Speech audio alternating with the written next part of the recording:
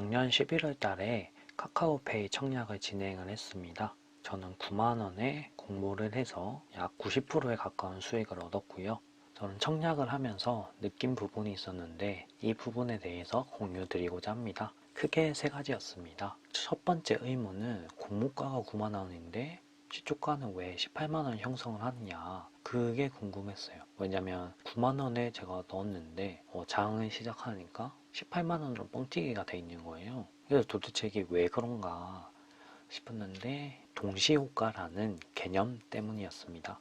동시효과는 내가 8시 반부터 9시 사이에 주문을 했을 때 시간에 상관없이 동시에 체결한다는 것을 의미합니다. 그래서 공모가의 90%에서 200% 사이로 시초가가 형성을 하게 되는데, 파는 사람은 별로 없고 사는 사람이 많으면 이렇게 높은 시초가가 형성이 됩니다. 저는 이러한 시초가와 공모가의 차이를 통해서 사람들이 청약을 하는 이유에 대해서도 알게 됐습니다. 보통 주식은 마이너스 30%에서 30% 사이로 주가 변동성을 가지는데 청약 같은 경우에는 160%까지 수익을 만들 수 있다는 것입니다. 카카오페이로 예를 들면 내가 9만 원에 공모가를 넣었으면 상장의 당일에 56,700원까지 떨어질 수는 있는데 이게 23만 4천 원까지 오를 수 있다는 거예요. 그래서 투자 논리 확률상 어떤 확률이 더 높은가, 그런 판단만 한다면 청약에서도 좋은 시세 차익을 얻을 수 있다라는 것입니다. 그래서 카카오페이 같은 경우에도 기간 경쟁률이 1700대 1이 넘어갔어요. 수익률이 최대 160%까지 갈 수 있었다는 얘기입니다. 제가 이런 기간 경쟁률을 확인을 해서 수익률을 높게 만들 수 있다는 가설을 세웠는데, 이 가설이 맞으려면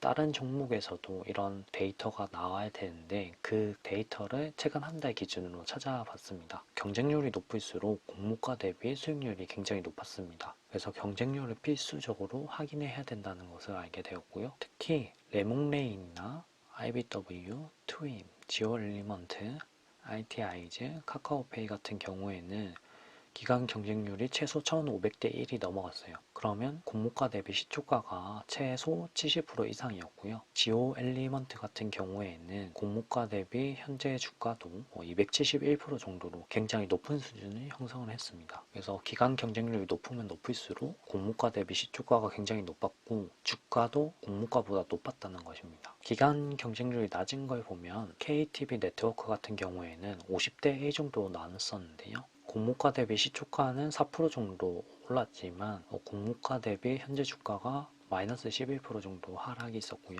4%를 먹으려고 청약을 하는 건 아니잖아요. 예를 들어 100% 혹은 70% 이상 그런 기준을 정해두고 보통 사람들이 청약을 진행을 하는데, 그러한 청약들은 대부분 기간 경쟁률이 높았고 그 기간 경쟁률이 높으면 높을수록 본인이 원하는 수익을 얻었다는 것을 확인을 할 수가 있었습니다. 그래서 이게 한 달 정도 되는 종목들을 정리한 것 뿐이지만 1년 정도로 데이터를 좀 확장을 해서 살펴본다면 좀 더 유의미한 결과를 도출할 수 있지 않을까라는 생각을 하게 되었습니다. 여러분들께서도 청약을 할 때 경쟁률을 꼭 확인하셨으면 좋겠습니다. 감사합니다.